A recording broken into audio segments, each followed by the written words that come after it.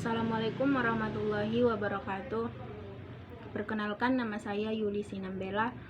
Saya dari kelas Prodi PGSD 2D NPM 21140229. Di video kali ini saya akan menjelaskan resume materi pertemuan 1 sampai dengan pertemuan 6 untuk jawaban UTS saya. Pertemuan pertama yaitu tentang perkenalan, di mana perkenalan ini yang kami sebutkan nama, NPM, alasan memilih PGSD, alasan memilih jurusan PGSD.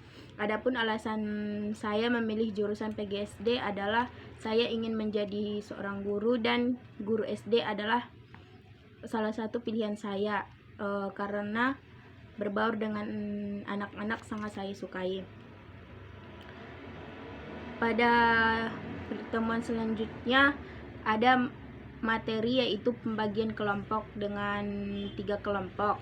Yang kelompok pertama yaitu tentang magnet.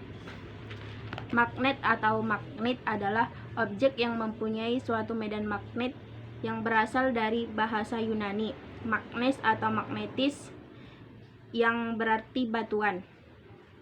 Bentuk-bentuk magnet terdapat yaitu magnet batang, magnet tabung, magnet silinder, magnet U, magnet jarum, magnet ladam, magnet lingkaran, magnet lempeng, dan magnet jarum. Sifat-sifat magnet ini sendiri yaitu mampu menarik benda yang bersifat mengandung besi. Keluaran gaya tarik magnet yang paling kuat terletak pada kutub. Magnet ini sendiri mempunyai 2 kutub, yaitu kutub utara dan kutub selatan.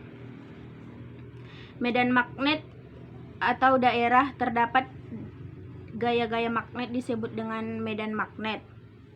Teori setiap benda magnetik pada dasarnya terdiri magnet-magnet kecil disebut magnet elementer. Yang kedua yaitu kelompok 2 tentang jenis-jenis tenaga listrik.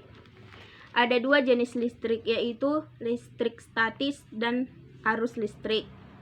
Statis dibuat dengan menggesekkan 2 benda atau lebih, sedangkan arus listrik adalah aliran matang listrik melintas medan listrik. Listrik statis adalah ketika muatan listrik menumpuk di permukaan material, sedangkan arus listrik adalah laju aluran elektron. Sumber arus listrik ini termasuk reaksi kimia yang terjadi di baterai. Sumber paling umum adalah generator. Satuan listrik internasional yaitu arus listrik ampere.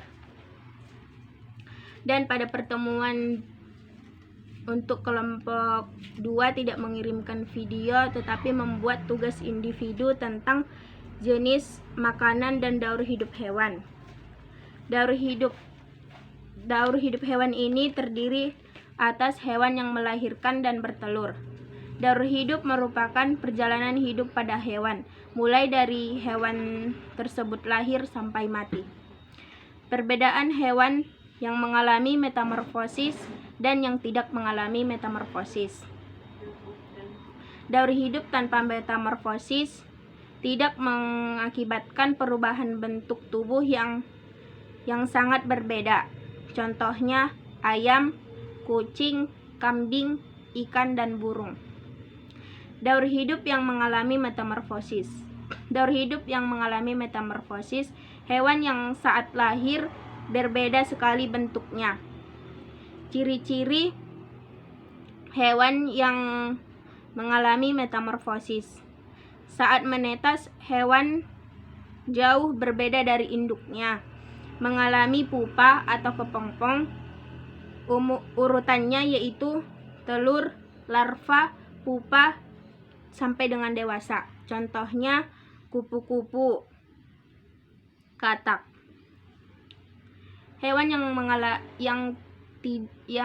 metamorfosisnya tidak sempurna yaitu hewan yang tidak terlalu berbeda dengan induknya. Ciri-cirinya: 1. Saat menetas hewan sangat mirip dengan induknya. Tidak mengalami pupa. Urutan metamorfosis yang tidak sempurna ini adalah telur, hewan muda, hingga hewan dewasa. Contohnya kipas dan kecoa. Lipas atau kecoa. Jenis makanannya yaitu makanan hewan karnivora. Karnivora adalah pemakan daging. Ciri-cirinya: kuku tajam, gigi taring berperan merobek daging. Kemampuan larinya cepat hingga dapat mengejar mangsanya. Contohnya ular, serigala, hiu, komodo, dan elang. Jenis makanan herbivora. Herbivora ialah hewan pemakan tumbuhan. Ciri-cirinya: tidak mempunyai taring, gigi gerahamnya lebar, hidup berkelompok, giginya cuman gigi seri. Contohnya gajah, sapi, kerbau, dan kambing. Yang ketiga yaitu jenis makanan hewan omnivora. Suka makan daging maupun tumbuhan. Contohnya tikus, ayam, dan beruang. Yang ketiga yaitu kelompok 3 tentang makhluk hidup dan organisasi kehidupannya. Organisasi kehidupan makhluk hidup terdiri dari individu, populasi, komunitas, dan ekosistem. Hubungan atau interaksi makhluk hidup yaitu interaksi individu dan interaksi populasi.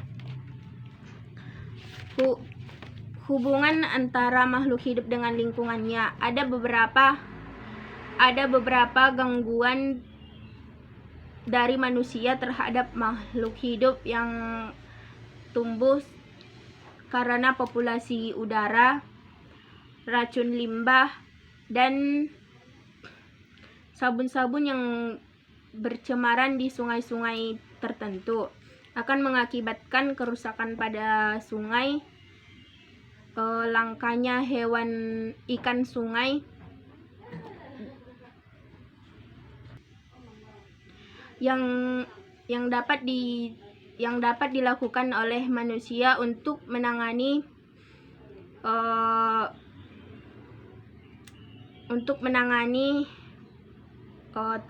ancaman terhadap makhluk hidup lainnya, yaitu menanam pohon-pohonan, mengurangi limbah plastik, dan mengurangi sampah plastik pada umumnya.